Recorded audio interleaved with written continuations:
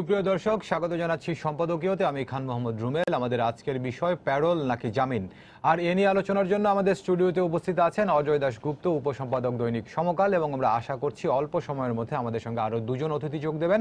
Advocate Joynal Abedin, vice chairman BNP, এবং আহমদ হোসেন, সাংগঠনিক সম্পাদক বাংলাদেশ আওয়ামী লীগ। তারা দুজনই ট্রাফিক জ্যামে আটকা আছেন। দর্শক, আপনারা টেলিফোনে সরাসরি অংশ নিতে পারবেন, এই জন্য টেলিভিশনের পর্দায় দেওয়া নম্বরে ফোন করতে হবে। এছাড়া ফেসবুক অথবা SMS এর মাধ্যমে আপনাদের মন্তব্য পাঠাতে পারেন। আলোচনা শুরুর আগে দেখে নেব এখনকার প্রধান শিরোনামগুলো। বেগম জিয়ার প্যারোলে মুক্তির বিষয়ে আবেদন করলে ভেবে দেখা হবে বললেন স্বরাষ্ট্রমন্ত্রী। আন্দোলনের মাধ্যমেই মুক্ত করা হবে মন্তব্য মির্জা ফখরুলের।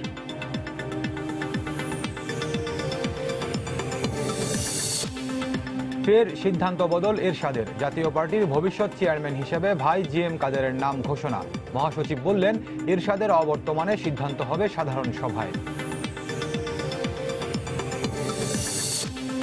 ফেনীর সোনাগাজীতে পরীক্ষা কেন্দ্রে ঢুকে আলিম পরীক্ষার্থী ছাত্রীকে আগুনে ঝলসে দিয়েছে সহপাঠীরা। অধ্যক্ষের বিরুদ্ধে যৌন হয়রানির মামলার জের, অভিযোগ স্বজনদের। বরগুনায় ক্লাস চালার সময় স্কুল ভবনের ছাদে ধস, পলেস্তরা খসে তৃতীয় শ্রেণীর ছাত্রীর মৃত্যু, আহত আরও 5। ভবন নির্মাণের 1 বছরেই দেখা দেয় ফাটল। এবং চলে গেলেন বাংলা চলচ্চিত্রের শক্তিশালী কৌতুক অভিনেতা টেলি সামাদ। রোববার FDC-তে জানাজার পর মুন্সিগঞ্জে দাফন, রাষ্ট্রপতি ও প্রধানমন্ত্রীর শোক।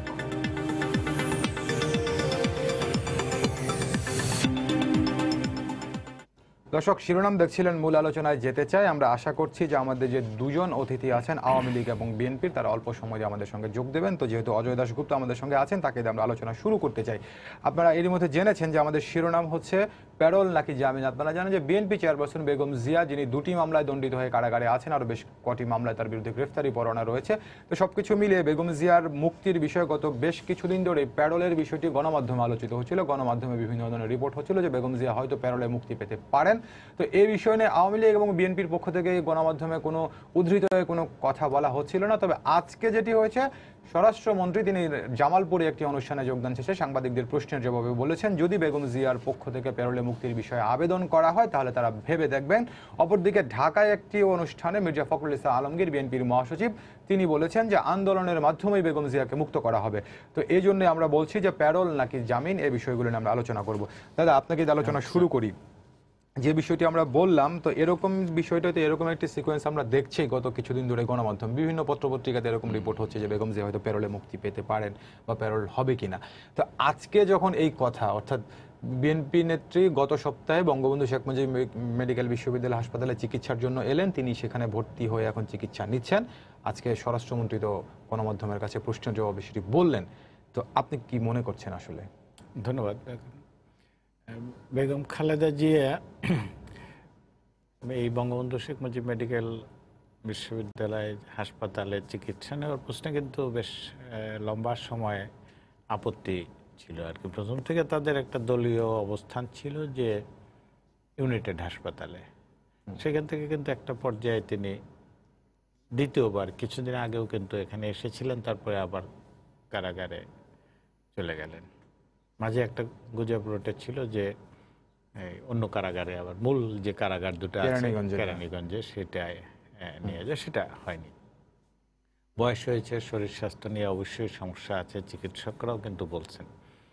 এখন প্যারোলের প্রশ্নটা কখন আসে? যখন কিন্তু হয় আইনি প্রক্রিয়ায় মুক্তি বা জামিন, দুইটা হয়, মানে খালাস পাওয়া কিংবা জামিন, এই দুইটার সম্ভাবনা কতটা সেটা আইনি প্রক্রিয়ায়, কিন্তু আদালত যারা বলতে পারবে যে এটা সম্ভব কিনা। কিন্তু প্যারোলটা আমাদের মানে বলা যায় যে আমাদের বিশ্ববিদ্যালয় জীবনে 1969 সালে খুব আলোচনায় ছিল। এরপরে প্যারোলে খুব সংক্ষিপ্ত সময়, যেমন HM এরশাদ যখন জেলে ছিলেন 90-এর দশকে, তখন প্যারোলে মুক্তি পেয়েছিলেন তার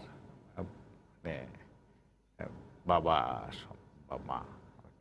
এই প্রসঙ্গে দাদা মনে করে দিতে চাই, বেগম জিয়াও কিন্তু প্যারোলে মুক্তি নিয়েছেন। আপনার মনে আছে 111-এর সরকারের সময় বেগম জিয়া গ্রেফতার থাকা অবস্থায় ওনার মায়ের মৃত্যুতে তিনি প্যারোলে মুক্তি নিয়েছেন। সেটা কিন্তু হচ্ছে অল্প সময়ের জন্য। এইবারে আলোচনাটা যেটা আসছে যে তিনি প্যারোলে মুক্তি তিনি দেশের বাইরে চলে যাবেন তার সঙ্গে কিন্তু ট্যাক্ট হচ্ছে, দুইটা আলোচনা হচ্ছে আর কি। আমাদের সময় প্যারোলের সবচেয়ে বেশি আলোচিত ছিল 1969 সালে আগরতলা ষড়যন্ত্র মামলা, যেটা বঙ্গবন্ধু শেখ মুজিবুর রহমান সহ 35 জন।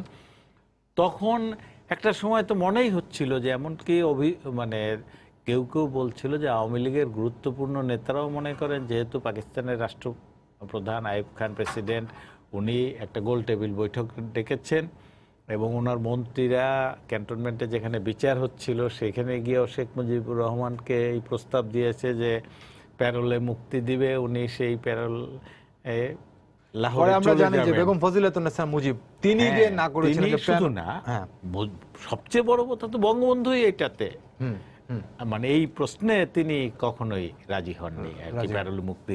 ছাত্র সংগ্রাম পরিষদ যারা এই আন্দোলনের নেতৃত্ব দিয়েছিল, তোফায়েল আহমদ সাইফুদ্দিন মানিক থেকে শুরু করে এনএসএফ এর, তারা কিন্তু কেউই প্যারোলে মুক্তিতে রাজি ছিলেন না। এই বলা যায় যে 5 দশক পরে গণ অভ্যুত্থানের 1969-এর এই বছর 50 বছর, এই 50 বছর পরে একটা 5-7-10 ঘন্টার সাময়িক সময় না রাজনৈতিক আলোচনায় আসলো যে প্যারোলে মুক্তি হবে কি হবে না। এটা দুইটা দিক, কিন্তু একটা হলো গভর্নমেন্টের সদিচ্ছা থাকতে হয়, আর একটা হচ্ছে তিনি তো একটা দলের নেতা, তিনি একটা জোটের নেতা। স্যারের সঙ্গে কথা বলতে স্যার আপনাকে স্বাগত জানাচ্ছি। স্যার, আমরা কথা বলছিলাম আজকে যে বেগম জিয়ার মুক্তির বিষয়ে। আজকে স্বরাষ্ট্রমন্ত্রী আপনি নিশ্চয়ই শুনেছেন যে বলেছেন যে বেগম জিয়া প্যারোলের মুক্তির বিষয়ে আবেদন করলে ভেবে দেখা হবে। আর অপরদিকে বিএনপির মহাসচিব, আপনাদের মহাসচিব, তিনি বলেছেন যে ঐক্যবদ্ধ আন্দোলনের মাধ্যমে বেগম জিয়াকে মুক্ত করা হবে।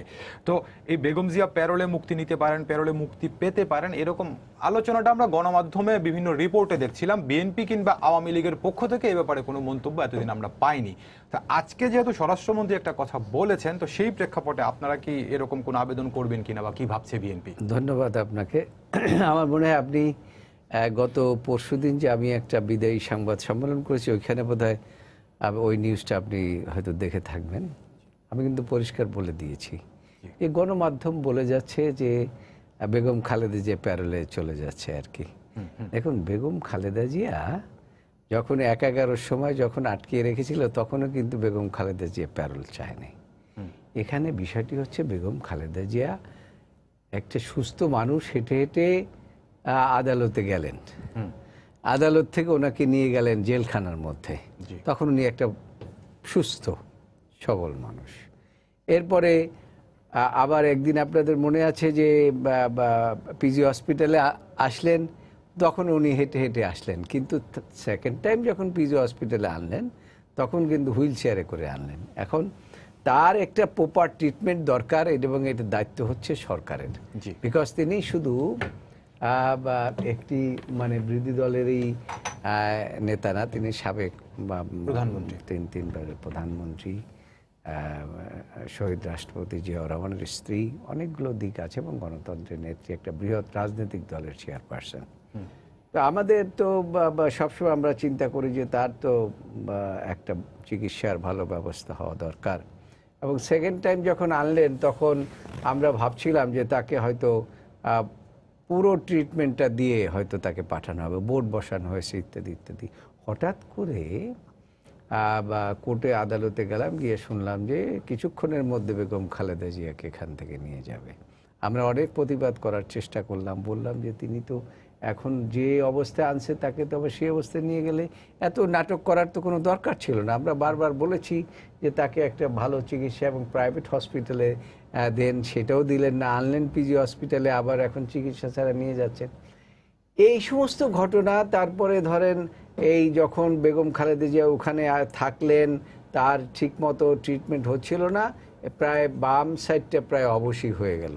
তারপর সঙ্গে যোগ দিয়েছেন আহমদ হোসেন, আওয়ামী লীগের এক মিনিট আমি শেষ করে দিই, আপনাকে আমরা স্বাগত জানাচ্ছি। জি স্যার, আপনি বলুন। তো শেষ করে নেই।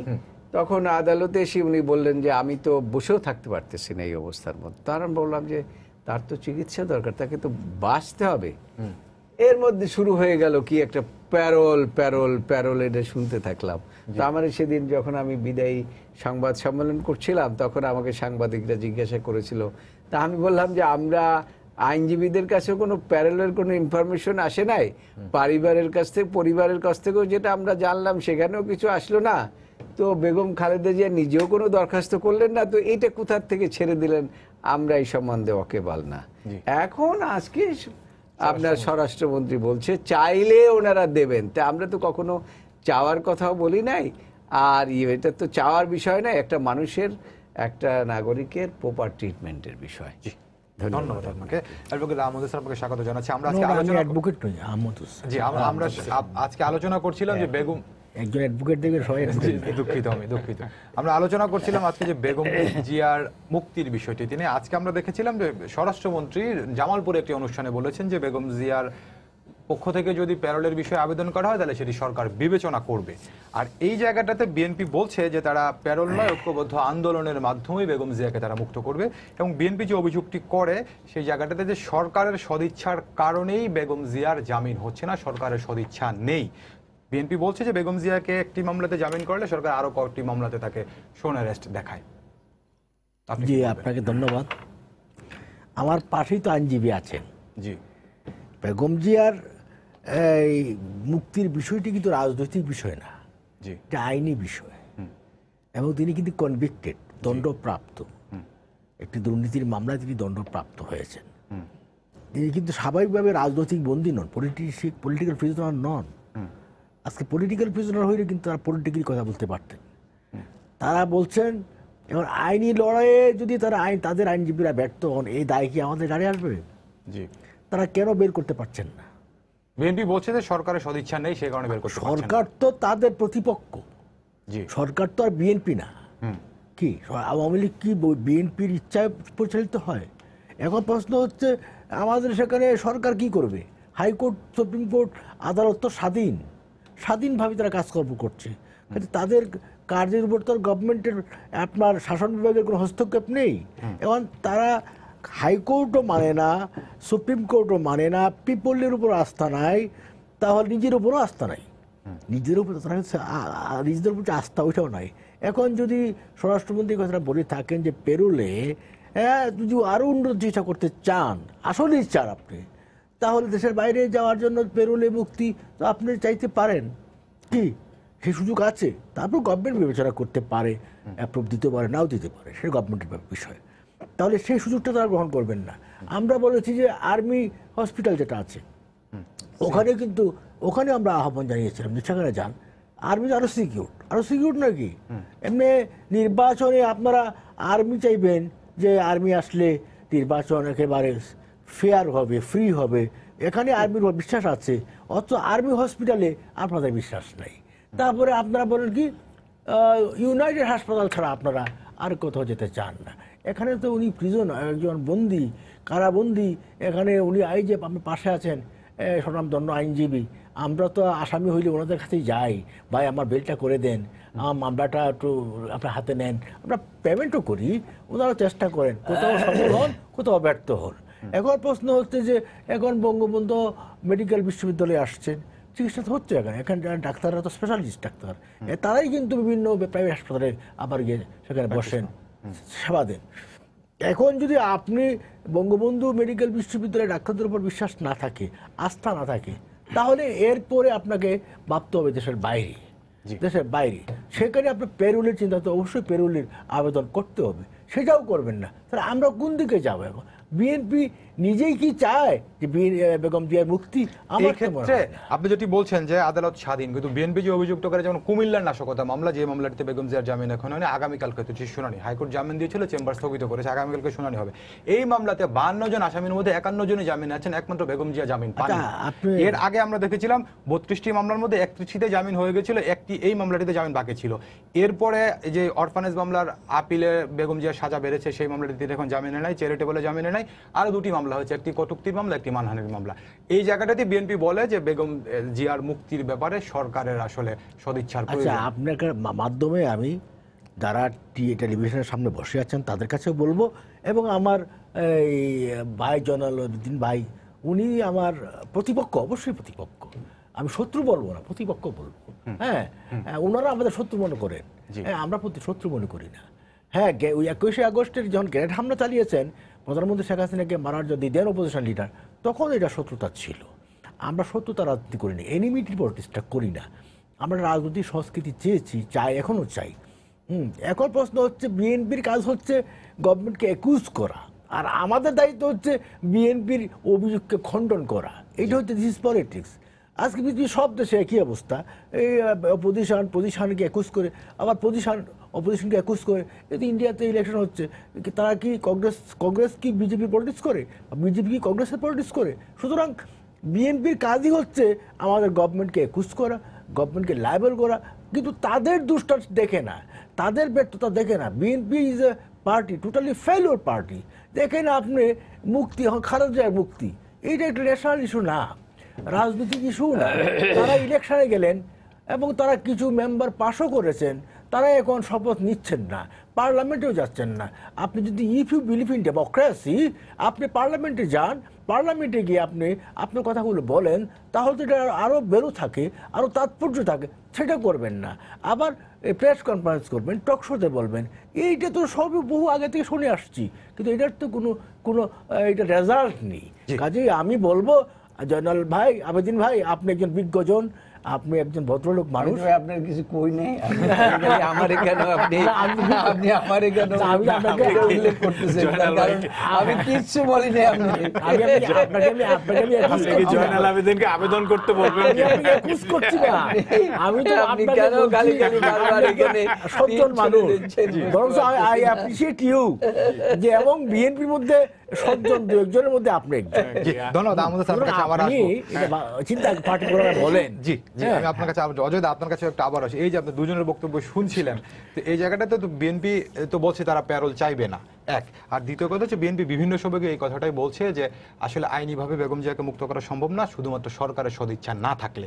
আবার সরকার তো বারবারই বলছে যে এটি সম্পূর্ণ আদালতের এখতিয়ার, আমাদের কিছু করার নেই। তো দুইটি অবস্থান থেকে আপনি কি বিশ্লেষণ করবেন? প্রথমত হচ্ছে যে মানে গণমাধ্যমের দৃষ্টিতে যদি আমরা বলি যে মানে কি বলা যায় আর কি, নেপথ্যে কিছু ব্যাপার থাকে আর কি রাজনীতিতে। এটা যেটা যে শুরুতে বলছিলাম যে 1969 সালে আমাদের একদম চোখের সামনে, আমরা তখন ছাত্র আন্দোলনের কর্মী, যে সর্বত্র আলোচনা যে বঙ্গবন্ধুকে প্যারোলে মুক্তি দেওয়ার জন্য এমনকি আওয়ামী লীগের প্রভাবশালী নেতাদেরও কেউ কেউ মানে চেষ্টা করছে আর কি। কিন্তু বঙ্গবন্ধু অনড় ছিলেন যে আমি প্যারোলে যাব না। বেগম মুজিব তো বাইরে তিনি ছাত্র নেতাদের ডেকে বলছেন যে ছাত্র নেতারা অনড়, 11 দফা যে 10 জনের কমিটি, 4 রাজনৈতিক মতের, কিন্তু সবাই একমত যে নো প্যারোল।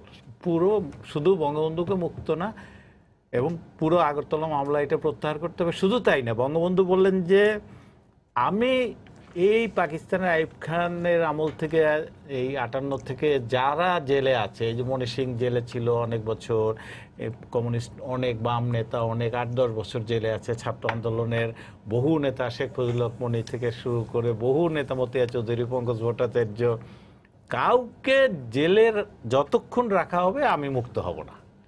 মানে এটা কিন্তু একটা তার মানে 1969 সালের 22শে ফেব্রুয়ারি যখন মুক্ত হলেন, ওনার কিন্তু এই নৈতিক অবস্থানটা ছিল সেটা, এবং সেটা জনগণ রাজপথে মুক্ত হয়েছে।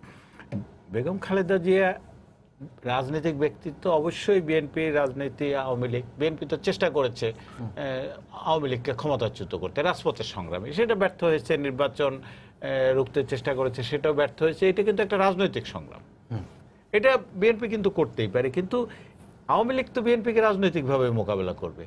বিএনপির দুইটা করণীয় থাকে, একটা আইনি, আর একটা হচ্ছে যে সব দেশেই, বাংলাদেশেও কিন্তু তাকে একটা বড় রাজনৈতিক দল যেহেতু, এমনকি ছোট রাজনৈতিক দল যদি হয়, তার নিজের অবস্থানটাকে কিন্তু মানুষকে পক্ষে টানতে হবে। সেটা রাজপথের সংগ্রাম হতে পারে, সেইটা একটা সামাজিকভাবে জাগরণ তৈরি হইতে পারে, রাজপথে আপনি হরতাল অবরোধ না করেও সেটা হয়তো করতে পারে। সেটা কিন্তু বিএনপির দায়। এই দায়টা তো আওয়ামী লীগ নিবে না, বরং বিএনপি এখানে ব্যর্থ হলে আওয়ামী লীগ খুব, আহমদ ভাইরা খুব খুশি হবেন যে যা করতে পারেনি, সেই দিকটা তো বিএনপি। কিন্তু আমার প্রশ্ন হচ্ছে যে এই যে সংবাদপত্রে বা টেলিভিশনে বা নানা আলোচনায় আসছে, নিশ্চয়ই নেপথ্যে কিছু তৎপরতা আছে। এবং আমার ধারণায় যে আমার অন্তত গত 8-10 দিনের বিএনপির বা বিএনপির সঙ্গে নানাভাবে সংশ্লিষ্ট কারো কারো বক্তব্যে মনে হয়েছে যে এইরকম একটা অভিমত যে বেগম খালেদা জিয়া তার মানে দেশের বাইরে গিয়ে চিকিৎসার জন্য সেটা প্যারোলে মুক্ত হোক, এরকম একটা অভিমত বিএনপির যারা এই যে প্রেস ক্লাবে সমাবেশ করে বা রিপোর্টার্স ইউনিটে সমাবেশ করে বা অন্য জায়গায়, তাতে মনে হয়েছে যে কেউ কেউ এমন একটা প্রস্তাব নিয়ে অগ্রসর হতে চান এবং সেইটাকে সম্ভবত স্বরাষ্ট্রমন্ত্রী এক ধরনের একটা ইতিবাচক অর্থাৎ আপনি বলছেন যে বিএনপির মধ্যে ইঙ্গিত ওটা মত দিলেন থাকলেও যে থাকতে থাকতে পারে। পারে। জি, অ্যাডভোকেট জয়নাল আবেদিন, অজয় দাশগুপ্ত যেটি বলছেন থাকলেও থাকতে পারে একটি বিষয়। আরেকটি বিষয়, আজকে কথাটা যদি উদ্ধৃত করি, বিএনপির মহাসচিব যেটি বলেছেন যে আন্দোলন, ঐক্যবদ্ধ আন্দোলনের মাধ্যমে বেগম জিয়াকে মুক্ত করা হবে। তো ঐক্যবদ্ধ আন্দোলনের কথা তো আমরা শুনছি দীর্ঘদিন ধরে, সে আন্দোলন কই? আজকে যদি বলি, আজকে আপনাদের স্বেচ্ছাসেবক দলের একটি মিছিল করেছেন তারা পল্টন কেন্দ্রীয় কার্যালয়ের সামনে, অল্প কিছু দূর 10-15 পা হেঁটে তারা মিছিলটি নিজেরাই শেষ করে দিয়েছেন। আপনারা যে অভিযোগটি করেন যে সরকার মাঠে দাঁড়াতে দেয় না, তো এই ধরনের ছোটখাটো আন্দোলন করে কি সম্ভব? আপনি একটা খুব ভালো কথা বলেছেন যে ছোটখাটো আন্দোলন করে কি সম্ভব। ছোট ছোট ধূলিকণার থেকেই কিন্তু একসময় একটা বড় স্টোন তৈরি হয়, এটাই স্বাভাবিক। এখন আপনি উনি যে কথা বলেছেন তার আগে আমি আহমদ ভাইয়ের কথা চাই। আহমদ ভাই খুব ব্রেইনি লোক।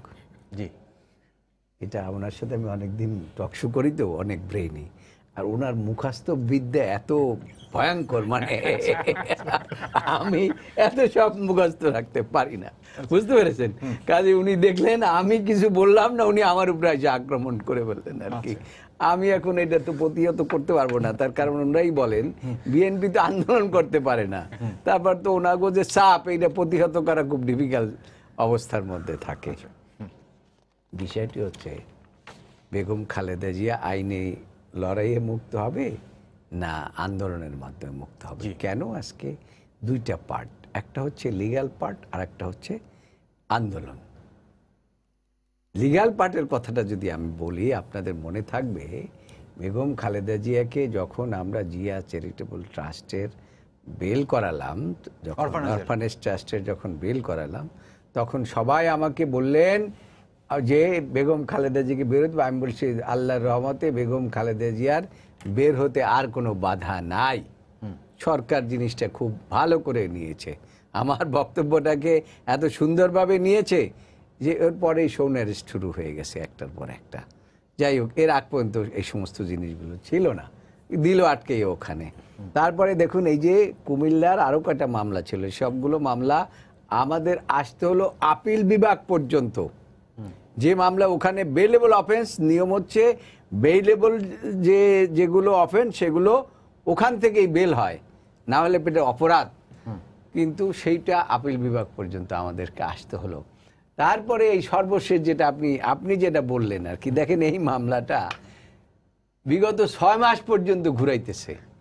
এই আজকে একটু হিয়ারিং করে বলে কি এটা আবার অধিকতর শুনানির জন্য আবার 1 মাস পরে ডেট, তখন আবার এইটাকে হাইকোর্ট পর্যন্ত নিতে হয়েছে, এইটাকে আবার আপিল বিভাগ পর্যন্ত আনতে হয়েছে। কি জন্য? যে হুজুর ওই যে ভিক্ষা দেন না কুত্তে সামলে একটা বলা আছে না, আমাদের ওখানে বেলের দরকার নাই, দয়া করে এটা রিজেক্ট করিয়া আমাদেরকে দেন। এই রিজেকশনের জন্য হাইকোর্ট থেকে আদেশ নিতে হয়েছে। হাইকোর্ট থেকে আদেশ নিয়ে আমরা আবার হাইকোর্টে আসলাম, হাইকোর্ট থেকে বেল করলাম। এই মামলায় এমন কোনো লোক মানে আসামি নাই যারা বেলে নাই, এবং সেটা নিম্ন আদালত থেকেই বেল হয়েছে। আর বেগম খালেদা জিয়ার বেলায় হাইকোর্ট থেকে বেল নিলাম, অ্যাটর্নি জেনারেল সাহেব আবার আপিল করলেন। অ্যাটর্নি জেনারেল আমি মাঝে মাঝে বলি যে আপনি তো রাষ্ট্রের অ্যাটর্নি জেনারেল না, আপনি তো শপথ টপথ যা কিছু পড়েছেন, আপনি তো সরকারের অ্যাটর্নি জেনারেল, সরকার আপনাকে যা বলে তাই আপনি করেন আর কি। তো এখন আপনি বলুন, আইনের কথা বলুন, আইন যদি সরকার তো এই সরকার না, সব সরকারের এক্সিকিউটিভটাই সবসময় আপনার বিচার বিভাগকে কন্ট্রোল করার চেষ্টা করে, আর এইটা তো খুব ব্যাপকভাবেই করছে। সেটার কোনো আমি আর বলতে চাই না, কেন বললে অনেক সময় প্রবলেম হয়, কারণ আমি তো দেশের আইন মানে সর্বোচ্চ আদালতে প্র্যাকটিস করি, তো উপরে যদি আমি ফেলি তাহলে পরে থুতু ফেললে নিজের গায়ে পড়ে। সেই জন্য তারপরে আমি বিচার বিভাগকে সমুন্নত রাখার জন্য রোজ কথা বলি, রোজ বলি, কিন্তু কাজ হচ্ছে না। আপনি দেখেন কালকে আবার সেই মামলাটায়, যেটা বেলেবল অফিস, ওখান থেকে বেল হইতে পারে, যেটা এখানে হাইকোর্ট অনেক বিচার বেল দিছে, আবার সেইটারে আবার স্থগিত করে দিয়ে কালকে আবার ওই ফুল কোর্টে দিয়েছে। ফুল কোর্টে আমাদের হিয়ারিং, আমরা হিয়ারিং করবো, হিয়ারিংয়ের পরে যা হয় সেটাই হবে। তবে আমাদের বিষয়টি হচ্ছে কি, আমাদের এছাড়া আমি কোনো পথ দেখি আচ্ছা, না। আপনি যেটি বলছেন যে এই বিএনপির আইনজীবীদের ব্যর্থতার কথাও আওয়ামী লীগের পক্ষ থেকে বলা হয়, এবং আমরা দেখেছিলাম যে এর আগে অর্থাৎ চ্যারিটি অরফানেজ মামলায় বেগম জিয়া কারাগারে যাওয়ার আগে আমরা দেখেছিলাম যে বেগম জিয়া কিন্তু আদালতে হাজির হয়ে বেশ কটি মামলাতে জামিন নিয়েছিলেন। তো এখন যে মামলাগুলোতে আপনারা বলছেন যে বেগম জিয়াকে একের পর এক সোনারেশ দেখানো হচ্ছে, ওই মামলাগুলোতে আপনারা তো আগে জামিন নিয়ে রাখতে পারতেন, একটি মামলাও তো পরে দায়ের করা না, ওই মামলাগুলোতে আপনার হওয়ার এই কথা না, ওয়ারেন্ট হওয়ার এই কথা না, তা আমরা জামিন নেব কি? আচ্ছা, ওই মামলাগুলোতে ওয়ারেন্ট হওয়ার এই কথা না, কগনিজেন্স নেওয়ার এই কথা না। সেই সব কগনিজেন্স নিয়ে এখন ওয়ারেন্ট ইস্যু করে দিয়েছে। এটা আপনি কি করবেন? এখন ঘটনাটা হচ্ছে কি, আমরা আসলে এই যখন টক শোতে আসি যে যার দলের কথা বলি, আইনের কথা কেউ না। আইন বলছে যে এই মামলা not the cognizable offence, because যে মামলা যে করেছে, এই যে মানহানির মামলা, যার মানহানি হয়েছে তিনিই করতে পারেন। কিন্তু এখন তো সবই চলে, এখন তো সবই হয়ে যাচ্ছে। তো আপনি এগুলো বলে তো কোনো লাভ নাই। কথাটা হচ্ছে যে সরকার কি চায়। আর একটা জিনিস সবসময় বলে আমরা ব্যর্থ। আরে ওনারা তো সবসময় আমাদের ব্যর্থতাই খোঁজে। আমরা আন্দোলনে ব্যর্থ, আমরা ওনাদের সাথে ওই যে রাতের বেলা ভোট নিতে ব্যর্থ, তারপরে আমরা পুলিশ কন্ট্রোল করতে পারতেছি না, আইন শৃঙ্খলা বাহিনীরে কন্ট্রোল করতে পারতেছি না, এগুলো তো ওনারা বলবেই সবসময়। কিন্তু কথাটা হচ্ছে এইটা দেশের জন্য মঙ্গলজনক না। দেশটা আমাদের সকলের ভাবতে হবে, এই দেশটা এই একটা যুদ্ধের মাধ্যমে একটি স্বাধীনতা অর্জিত হয়েছে কি জন্য? গণতন্ত্রের জন্য। এইভাবে রাতের আধারে মানুষের অধিকার কেড়ে নেওয়ার জন্য না। আজকে দেখুন, এই যে আজকেই পত্রিকা আসতে পারে, এখন ওনারাই চিন্তা করছেন যে আমরা তো একটা ভুল করে ফেলছি। কি ভুল করে ফেলেছি? যে মার্কা দিয়ে স্থানীয় সরকারের নির্বাচনে যাওয়া ঠিক হয় না। এখন এই ডেটটা আবার পরিবর্তন করতে হবে। দেখেছেন আজকে পত্রিকায় কিন্তু রিপোর্টিং আছে। তাহলে পরে গণতন্ত্র প্রাতিষ্ঠানিকভাবে প্রতিষ্ঠানগুলো আস্তে আস্তে ধ্বংস হয়ে যাচ্ছে, তাতে করে কারো লাভ হচ্ছে না। এই জন্য এখন একটা জঠর জ্বালার মধ্যে কিন্তু আমরা সবাই আছি, সরকারও আছে। সেই জন্য সরকার মাঝে মাঝে ওই একটা ছেড়ে দেয় যে পেরোল চান, আসেন আমাদের কাছে আসেন, আর আমরা বলি যে না, আমরা এইটা আমরা যাব না। এই ধন্যবাদ। আমাদের স্যার আপনার কাছে আবার আসি। বিএনপি থেকে একটি অভিযোগ বারবারই করা হয় যে তাদেরকে আন্দোলনের জন্য মাঠে দাঁড়াতে দেওয়া হয় না, দমন পীড়ন ইত্যাদি করা হয়। তারা কোনটা চান? বিএনপি নিজের একটা ইনডিসিশন ভুগছে, সিদ্ধান্তহীনতা ভুগছে, লক্ষ্যহীন যাত্রা। কোথায় যাব? এই কালকে আমি একটা টকশোতে গেলাম তৃতীয় মাত্রায়, তা আমি রবীন্দ্রনাথের একটা কবিতার লাইন আনলাম। রবীন্দ্রনাথ নিরুদ্দেশ যাত্রা কবিতায় তার প্রতিভাকে বলছেন যে কোথায় মুড়ে নিয়ে যাচ্ছ হে সুন্দরী, তুমি শুধু হাসো, তুমি শুধু হাসো। বিএনপিকে বলি, বিএনপি তুমি কোথায় যাচ্ছ, কোথায় যাচ্ছ? তুমি শুধু হাসো, তুমি শুধু হাসো। কত লক্ষ্যহীন, বুঝছেন? বিএনপির কোনো ডেস্টিনেশন নাই। একবার কয় লিগ্যাল ফাইট ব্যাটল, আরেকটা বলে না আইনি লড়াইতে পারবো না, রাজপথের আন্দোলন ছাড়া হবে না। যে নেতা বলেন রাজপথের আন্দোলন ছাড়া হবে না, তিনি রাজপথের মিছিলে কখনো জানি নাই, জীবনেই জান নাই। বিএনপি রাজপথের পার্টি না, বিএনপি মিছিলের পার্টি না, বিএনপি আদর্শ পলিটিক্যাল প্রক্রিয়ায় বিএনপি সংবিধান লঙ্ঘন করে বঙ্গবন্ধু হত্যার পরে এক সামরিক প্রক্রিয়ায় একটা পার্টি গড়ে উঠেছিল। এটা তো আপনি জানেন, ইয়াং ম্যান। এখন এই যে ভাই বললেন, আপনাকে কনভিন্স করে কি হবে? আপনি তো অ্যাঙ্কর, কনভিন্স করতে হবে জাজকে। জাজ যদি কনভিন্স না হয়, এইটার দায় কি আমি দেব? তাহলে এই ব্যর্থতা কি ওনাদের না আমাদের? এখন আইনজীবীরা জাজকে কনভিন্স করতে পারছে না। আইনের কোথায় পেচ আছে, আইনের মধ্যে পেচ আছে, কিন্তু ওই পেচের মধ্যে পড়ে গেছেন তারা। ওই পেচ তারা খুলতে পারছে না। পেচটা তো আপনার আমি জানি না, আইনজীবীরাই জানেন। একটা কথা সত্য বলেছেন আবার, খুব এই কথাটা মার্ক করেছেন আপনি। বলেন যে সব সরকারের আমলেই বিচার বিভাগকে কন্ট্রোল করা হয়, একটু ইঙ্গিত দিয়েছেন। কিন্তু মানে তারাও যখন ছিলেন তারাও এটা করেছেন। এখন আপনারাও করছেন কোনটা? না আমরা করছি, আমি স্বীকার করছি না তো।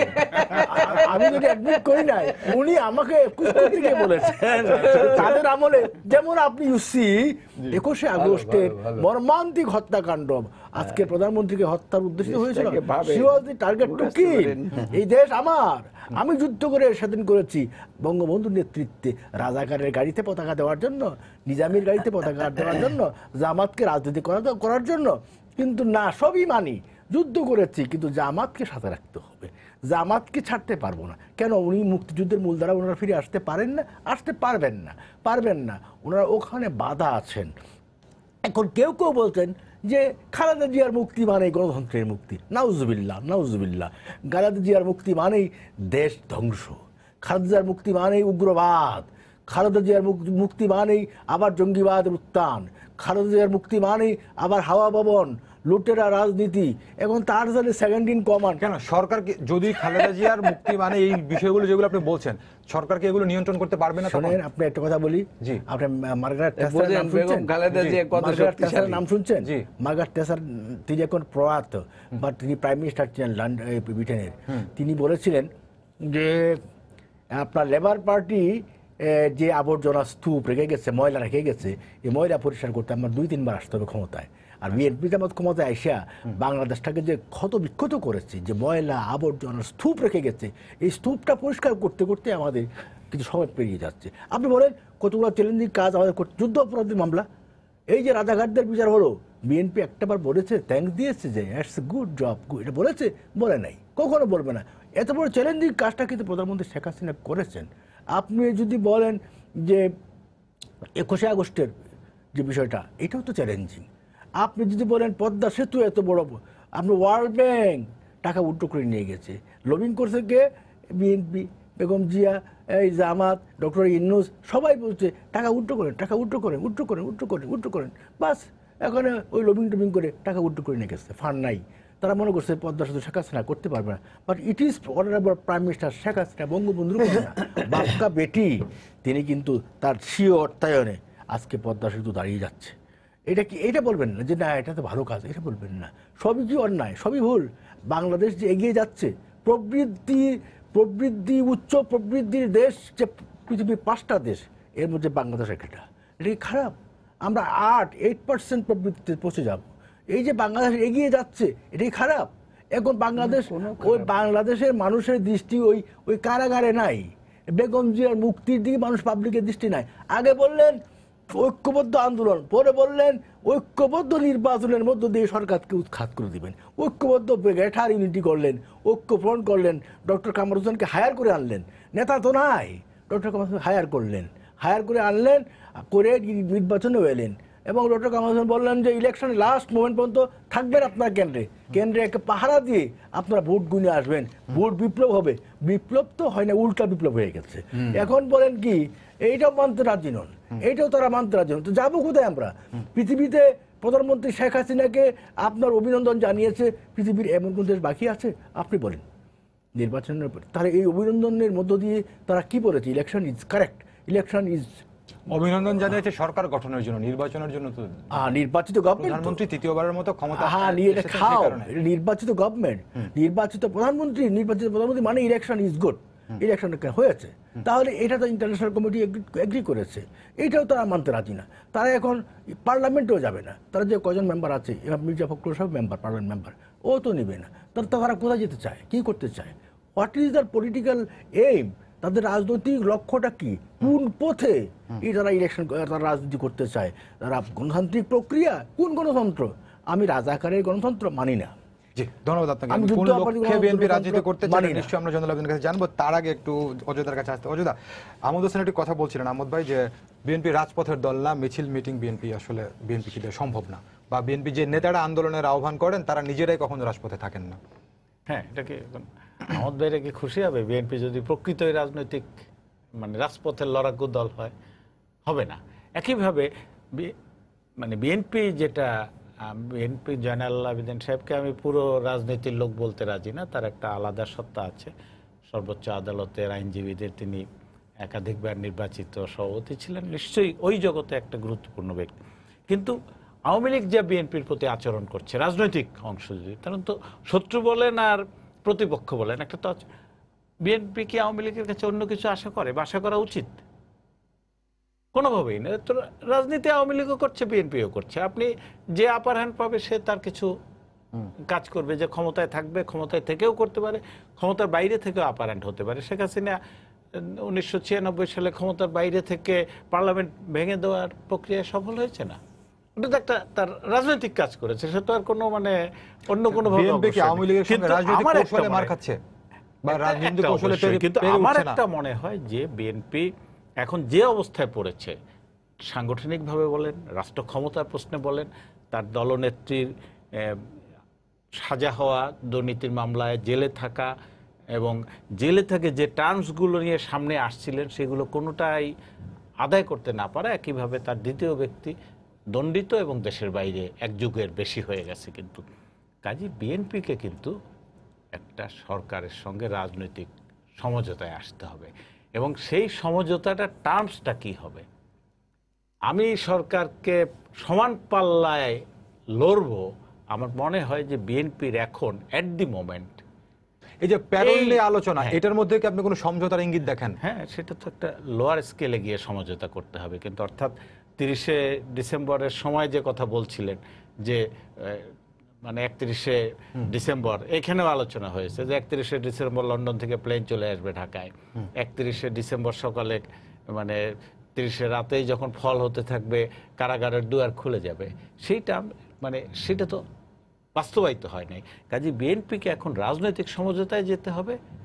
বেগম জিয়ার মুক্তির প্রশ্নে বলেন, এই রাজনীতির অঙ্গনে মানে ওই যেটা আহমদ ভাই একটা দুইটা কথা বলছেন যে মুক্তিযুদ্ধের প্রশ্ন বা এইসব কিছু প্রশ্নে তাকে মানে নিজের অবস্থান থেকে সরে আসতে হবে, জামাতের প্রশ্নে সরে আসতে হবে। এক, দুই হচ্ছে যে এক ধরনের সমঝোতায় কিন্তু যেতে হবে, সেটা রাজনৈতিক কর্মকাণ্ড পরিচালনার জন্য বেগম জিয়ার মুক্ত হওয়া যে কোনো যেভাবে হোক, আইনি প্রক্রিয়া হোক বা প্যারোলে হোক বা অন্য কোনো প্রক্রিয়ায় হোক বা কারো মানে রাষ্ট্রের সর্বোচ্চ পর্যায়ের মানে সিদ্ধান্তের প্রশ্নে হোক, রাষ্ট্রপতির কাছে আবেদন গেলে সেটা বিবেচনায় হোক, কিন্তু এক ধরনের সমঝোতায় আসতে হবে এবং সেটা 30শে ডিসেম্বরের আগে যে অবস্থানগুলো বিএনপি তার রাজনীতির ক্ষেত্রে ব্যক্ত করত, ওখান থেকে তাকে এক ধাপ বা দুই ধাপ নিচে নেমে সেই সমঝোতাটায় যেতে হবে অ্যাট দি মোমেন্ট। জি, ধন্যবাদ আপনাকে। আপনার কাছে আবার আসি, আপনাদের রাজনৈতিক লক্ষ্য নিয়ে প্রশ্ন তুলছিলেন আহমদ হোসেন। আর সঙ্গে আরেকটা বিষয় আমি বলতে চাই আপনাকে, সেটা হচ্ছে গত 48 ঘন্টার ব্যবধানে দেখেছি আপনারা দুটি বৈঠক করেছেন। বিএনপির গুলশান কার্যালয়ে বিভিন্ন দেশের কূটনীতিকদের সঙ্গে আপনারা বৈঠক করেছেন, আজকে বারিধারায় ব্রিটিশ হাইকমিশনারের বাসায় আপনারা একটি বৈঠক করেছেন। তো দুটি বৈঠকের পরে আমরা গুলশানের কার্যালয়ে বৈঠকের পরে আমরা যেটি জেনেছিলাম যে বেগম জিয়ার স্বাস্থ্যের অবস্থা এবং মুক্তির বিষয়টির দিন আপনারা বিভিন্ন দেশের কূটনীতির অবহিত করেছেন। তো এই যে আন্দোলন একদিকে, আইনি মোকাবেলা একদিকে, আরেকদিকে কি আপনারা সেই বিদেশি তৎপরতাকেও কাজে লাগানোর চেষ্টা করছেন? তার আগে একটা কথা বলে নিই। জি, আমি বলছি না যে আহমদ হোসেন ভাইয়া তো ব্রেইনি। আপনি দেখেন উনি নিজেই বলতেছে সরকারি দলের একজন মানে কি প্রভাবশালী নেতা, বেগম জিয়ারে কোনো অবস্থাতে বাইরেতে দেওয়া যাবে না, দাইলে বলে দেশ ধ্বংস হয়ে যাবে, গণতন্ত্র ধ্বংস হয়ে যাবে, সব কিছু ধ্বংস হয়ে যাবে। তো এইরকম লোকের কেউ বাইরেতে দেয়? তো সে তার সুতরাং তার জন্য আইন আদালত যা কিছু আছে সব সরকারের কন্ট্রোল করে রাখতে হবে। আপনি রাস্তায় ইদানিং দেখবেন একটা শক্তিশালী হাতি ঘোরে, দেখেছেন আপনি এটা? চাঁদা তুলে মানুষের টাকা নেই। হ্যাঁ, মানুষের দিয়ে চাঁদা উঠায়। হ্যাঁ, আমিও পড়েছিলাম। তো ও আর সামনে আমি ওই এইখানেই পড়েছিলাম। সালাম দিচ্ছে। হ্যাঁ, না না, ওই সালাম দেয় টাকা যতক্ষণ পর্যন্ত আপনার ওর পছন্দ মতো না হবে ততক্ষণ পর্যন্ত আপনি ছাড়বে না, বুঝতে পারছেন না? তো এই আবার উপর থেকে আবার একটা মাউথ আসে, ওই যে মাউথ, ওর আবার ইনস্ট্রাকশন দেয়, এরকম করে ইনস্ট্রাকশন দেয়। তো ওনারা এই সমস্ত দিয়া ওই মাউথের মধ্যে দিয়া ওখান থেকে সব কিছু কন্ট্রোল করে। এই জন্যই ওনারা বলতে পারতেছে যে বেগম জিয়ার কোনো অবস্থাতেই ছাড়া যাবে না। এখন আইনের প্রক্রিয়া বলেন, আন্দোলন, ওনারা যেটা পারে সেটা আমরা পারি না। আমরা এখন বলবো না, একজন বড় নেতা একসময় বলেছিলেন যে আওয়ামী লীগের সাথে বিএনপি রাজনীতির একটা পার্থক্য আছে। যেমন ওনারা কথায় কথায় যে কোনো লোকের মেরে ফেলতে পারে, যে কোনো লোকের করতে পারে। যেমন আন্দোলন করে ওনারা ঘটনা ঘটিয়ে, যেমন আপনি মনে আছে শাহবাগের এখানে ঘটনা ঘটালেন ওনারা, ওনাদের এক এমপি শেষ পর্যন্ত স্বীকারই করলেন, নাম দিয়ে দিলেন, মামলা দিয়ে দিলেন সব বিএনপির উপর, এবং বললেন যে নাশকতায় বিএনপি একদম বিহঙ্গ পরিবহনের পারদর্শী। কথা বলছেন? হ্যাঁ, ওইটা না, এই যে এই পিজির ওই পাশে যেটা আর কি আচ্ছা। ঘটনাটা হয়েছিল, ওই যে পঙ্কজ বাবু না বিআরটিসি বাস আগুনের কথা হ্যাঁ বলছেন। ইসের মধ্যে আর কি। তো এখন ওনারা এইটা এত তাড়াতাড়ি করিয়া ওনারা পরিবর্তন করতে পারে, আর এইটা তো বিএনপির পক্ষে সম্ভব না। একটা বিএনপি একটি নিয়মতান্ত্রিক রাজনৈতিক দল, নিয়মের বাইরে গেলে আর তারা পারে না, এটা স্বাভাবিক, আমিও স্বীকার করি। যেমন আমাকে যদি আপনি বলেন যে আপনি এই বোমা নিয়ে হাঁটেন, আমি কি পারবো বলেন? আমি কখনো পারবো না। আরেকটি কথা বলেছেন যে আহমদ হোসেন, গুলিদা, যে যে আপনাদের- আমরা এই জন্য ওনারা বলেন যে ওনারাই পারেন একমাত্র এগুলো আন্দোলন করতে, আর বিএনপি কোনো সময় পারে না। আরেকটা কথা বলেছেন, আপনাদের যেসব নেতারা মাঠের ঐক্যবদ্ধ আন্দোলনের কথা বলেন তারাই কখনো রাজপথে নামেন না। এটা ওনার দৃষ্টিতে। জি, আর একটা জিনিস হলেন, এটা তো আর এগুলো অনেকবার বলেছি, কাজে আমি ওই কথাগুলো আর বলতে চাই না।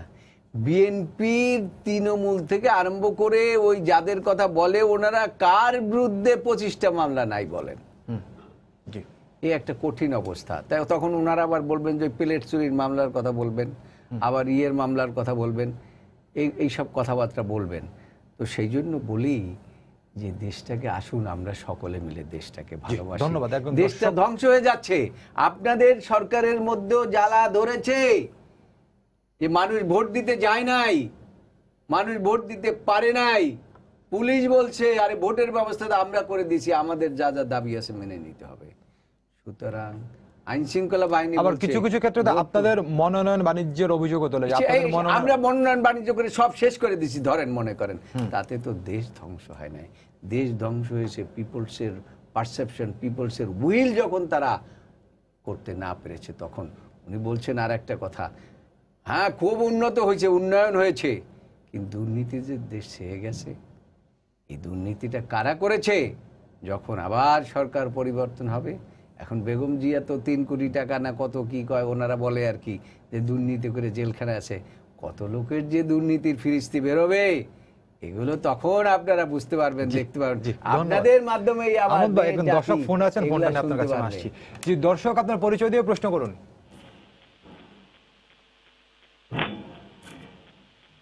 দর্শক, পরিচয় দিয়ে প্রশ্ন করুন। জি, আসসালামু আলাইকুম। আমি মামুন বলছি, চট্টগ্রাম থেকে। জি, ওয়ালাইকুম আসসালাম, বলুন। জি, আমি বলতে চাচ্ছি যে স্বরাষ্ট্রমন্ত্রী স্যার যে কথা বললো হুম যে রেলে মুক্তি, ব্যাপারটা কি আসলে কি আইনের গতিতে চলে, নাকি আইন যে দল ক্ষমতায় থাকে সেই দলের ক্ষমতায় চলে, সেটাই জানতে চাচ্ছিলাম। জি জি, ধন্যবাদ আপনাকে। সহজ উত্তর। অ্যাডভোকেট আহমদ হোসেন এই প্রশ্ন, সরি দুঃখিত, আমি আবার আবার- অ্যাডভোকেট বলছি, আহমদ হোসেন সেই প্রশ্নের উত্তর দিবেন। তার আগে আরেকটা বিষয় একটু বলতে চাই, আপনারা যে বিএনপি যে অভিযোগগুলো করেছে, আপনি নিশ্চয়ই অ্যাডভোকেট জয়নাল আবেদিনের কথা শুনছিলেন, সেই প্রশ্নগুলো যদি আপনি একটু টাচ করেন। না, প্রথমত তিনি বলছেন নিয়মের কথা, তো অনিয়মের মধ্যে দিয়ে যাদের জন্ম হলো তারা নিয়ম কিভাবে বাস্তবায়ন করবে? বিএনপি অনিয়মের মধ্যে জন্ম হয় নাই। তারাও পারে, আর একটা উনি কথা বলেছেন, যারা দেশ, ইট ভাঙে তারা আবার ইট গড়তেও পারে। উনি আর একটা কথা বলেছেন, দেশ ধ্বংস হয়ে গেছে। দেশ ধ্বংস হয় নাই, বিএনপি ভিতরে ভিতরে ধ্বংস হয়ে যাচ্ছে, বিএনপি ক্ষয় হয়ে যাচ্ছে। খুব ভালো কথা। মানে বিএনপি বগি আছে, নেতা নাই, ইঞ্জিন নাই, ইঞ্জিন ছাড়া তো ট্রেন চলে না। এখন ইঞ্জিন হলো প্রধান ইঞ্জিন তাদের বেগম জিয়া, তিনি কারাগারে, সেকেন্ড ইঞ্জিন তারেক জিয়া, উনি লন্ডনে দুজনই দণ্ডপ্রাপ্ত। কাজে বগি তো আর চলতে পারে না, বগি দাঁড়িয়ে আছে। কাজেই তাদের মধ্যে এখন ফ্রাস্ট্রেশন, হতাশা, অবিশ্বাস, সন্দেহ, হ্যাঁ, নিজেদের লিডারশিপের মধ্যে প্রচণ্ড সন্দেহ। এবং আমি একটা কথা বলি, আমি তো গ্রামের অঞ্চলের মানুষ, আমরা নিচের লেভেলে অনেক বিএনপি কর্মী, এরা আওয়ামী লীগে চলে আসার জন্য লাইন ধরছে অত্যাচারের ঠিক। এবং আমার বাসায়, আমি অসত্য কথা বলবো না, আমার গতকালকে একটা ইউনিয়ন বিএনপির সভাপতি আসছে, সে এসে বলছে, আরে এত অত্যাচার, কারণ দেখতে পারতেছি। তারাও বুঝেছে যে বিএনপির নেতৃত্ব নয়, বিএনপি রং পলিটিক্স করে, ভুল পলিটিক্স করে, কাজে এই ভুল পলিটিক্সের পথে আমাদের যাওয়া ঠিক না। সুতরাং বিএনপি, এই যে উনি বলছেন বিএনপি হচ্ছে কিলারদের নিয়ে পলিটিক্স করে। কিলার মানে কাগা, 71-এর কিলার, 75-এর কিলার, ওই সমস্ত কিলার, 21 আগস্টের কিলার, সমস্ত কিলারদেরকে নিয়ে তারা রাজনীতি করে, তারা কিলিং পলিটিক্স করে, মানে প্রতিপক্ষকে কিল করে ফেলাও। শেখ হাসিনাকে কিল করে ফেলো, 19 বার এটা নেওয়া হয়েছে শেখ হাসিনাকে হত্যা করার জন্য। তারা যদি বলে যে ভালো হয়ে যান, যারা কিলারদের প্রোটেকশন দেয় তারা বলে আমরা নাকি ভালো। আমাদের আরেকটা প্রসঙ্গ আপনার আমরা কাছে চাই। কিলারদের বিচার করি। জি, আরেকটা প্রসঙ্গে আসতে চাই। আপনি এর আগে বলছিলেন যে বিএনপির যে 6 জন যারা সংসদ সদস্য নির্বাচিত হয়েছেন তারা শপথ নিচ্ছেন না বা না নেওয়ার কারণে আপনারা বলছেন বিএনপির রাজনীতির লক্ষ্য নিয়ে আপনি প্রশ্ন তুলছেন। তো বিএনপির এমপিরা শপথ না নিলে পরে আপনারা এটি নিয়ে কেন কথা বলছেন? আপনারা কি বিএনপি সংসদে না আসলে একজন অস্বস্তি বোধ করছেন? না, আমরা অস্বস্তি বোধ করছি না। তবে পার্লামেন্টারি পলিটিক্সে বিএনপি যদি আসলে পলিটিক্স করে লক্ষ্য থাকে যে হ্যাঁ আমরা পলিটিক্স করব, জনগণের পলিটিক্স করব, পিপলকে রিপ্রেজেন্ট করব, আমি পার্লামেন্টারি পলিটিক্সে বিশ্বাস করি, তাহলে পার্লামেন্টে যাবেন না। এই জন্য বলছি যে বিএনপির লক্ষ্যটা কি, হোয়াট ইজ দেয়ার গোল, তাদের লক্ষ্যটা, তারা কোন উদ্দেশ্যে যাচ্ছেন, কোথায় যাচ্ছেন। এই জন্য কবিতার উদ্দেশ্যে বলছিলাম নিরুদ্দেশের যাত্রা, নিরুদ্দেশের যাত্রা। আপনার কাছে আবার একটু আসার চেষ্টা করবো অযোধ্যা, খুব সংক্ষেপে বলবেন আপনি। সেটি হচ্ছে যে আমরা যেটি বলছিলাম যে বিএনপি গত 48 ঘন্টায় কূটনীতিকদের সঙ্গে বৈঠক করেছে। তো এই ধরনের বিদেশ চেষ্টা খুব বেশি কতটা ফলদায়ক হবে আপনি কি মনে করেন সংক্ষেপে? অতীতে হয়নি আমাদের দেশে। মানে আপনি জনগণকে বাদ দিয়ে আপনি যদি জনগণের পক্ষে রাজপথে না নামাতে পারেন বা সামাজিক একটা জাগরণ তৈরি করতে না পারেন বা সমাজের সব স্তরে হরতাল অবরোধ না করেও তো মানুষের মতের একটা প্রতিফলন আর সেটা যদি না করতে পারেন, আপনাকে সেই বাস্তবতা মেনে নিতে হবে। কূটনীতিকরা বাংলাদেশে এখনকার ওই যখন শেখ হাসিনা যখন পদ্মা সেতু নিজের টাকায় করতে পারে, খাদ্যে পরনির্ভরতা থাকে না, কাজে বোঝা যায় যে নিজস্ব একটা শক্ত ভিত আছে। আগের মতো ওয়াশিংটনের কেউ বা লন্ডনের কেউ বললে ভয়ে হাঁটু কাঁপতে শুরু করবে, এই অবস্থা কিন্তু বিএনপিরও খুশি হওয়া উচিত যে বাংলাদেশ এই অবস্থানটায় গেছে। সেটি হচ্ছে যে ঐক্যফ্রন্ট থেকে আপনারা 8 জন নির্বাচিত হয়েছিলেন সংসদ সদস্য, তার মধ্যে তো 2 জন শপথ নিয়েছেন গণফোরামের থেকে যারা নির্বাচিত করেছেন। তো বিএনপির যে 6 জন তারা শপথ নেবেন কিনা এরকম একটি প্রশ্ন আলোচিত হচ্ছে। তো আপনারা কি আসলে কি ভাবছেন? এখনো তারও কিছুদিন সময় বাকি আছে। পর্যন্ত সিদ্ধান্ত হয়েছে যে বিএনপির নেতারা যারা নির্বাচিত হয়েছেন তারা শপথ নেবেন না, এটা এখন পর্যন্ত, আজকে পর্যন্ত সিদ্ধান্ত। আরেকটি কথা বলতে চাই, আমি সবসময় ওই যে বলেছি যে দেশের কথা ভাবার জন্য আমি কিন্তু নৈরাশ্যবাদী না, জি, আমি সবসময় আশাবাদী লোক।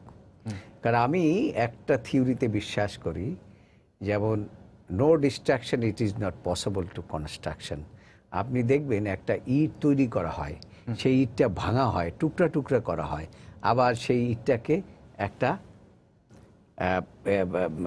কি বলে সিমেন্ট বালু দিয়ে কনক্রিট তৈরি করা হয়, না হলে পরে বিল্ডিং হয় না। দেশ সমাজ একটা এই অবস্থার মধ্যে চলে আসছে, লাস্ট স্টেজে চলে আসে। আমার মনে হয় যে আবার আমরা আমার যেতে হবে। আপনি জাস্ট এক কথা উত্তর দিবেন। আপনি বলছেন যে এখন পর্যন্ত সিদ্ধান্ত শপথ নেবেন, তার মানে সিদ্ধান্ত পরিবর্তনের সম্ভাবনাও আছে। এইটা আমি কালকে যে কি হবে বাংলাদেশে, ওই যে ইসে আগুন লাগছিল, ওইটা কি আমরা কি বুঝতে পারছিলাম যে ওই এপার টাওয়ারে আগুন লাগবে? জি, ধন্যবাদ আপনাকে। আমার সাথে তিনি যেটি বলছিলেন সবকিছুর পরে তিনি আশাবাদী যে ইতিবাচক রাজনীতি সবাই করবে, এই আশাবাদের জায়গাটাতে শেষ করতে চাই আপনার কাছ থেকে। ইতিবাচক রাজনীতির প্রতি যদি তারা ফিরে আসেন, আমি তো বলছি মূল ধারায় ফিরে আসেন। জামাতকে কুইট করেন, রাজাকার কুইট করেন, বলেন থুক্কু ভুল হয়ে গেছে, এটা বলে আপনি মুক্তিযুদ্ধের মূল ধারায় ফিরে আসেন, আমরা ওয়েলকাম করবো, নো প্রবলেম। বাট মুক্তিযুদ্ধের মূল ধারায় ফিরে না এসে যদি বলেন না রাজাকার ছাড়া আমি যাব না, তাহলে তো আমরা। ধন্যবাদ আহমদ হোসেন, অ্যাডভোকেট জয়নাল আবদিন, অজয় দাশগুপ্ত, তিনজনকে অসংখ্য ধন্যবাদ। সবাইকে ধন্যবাদ জানিয়ে শেষ করছি আজকের সম্পাদকীয়। আগামীকাল আবারও দেখা হবে রাত 10টায়। দেখার আমন্ত্রণ রইল। শুভরাত্রি।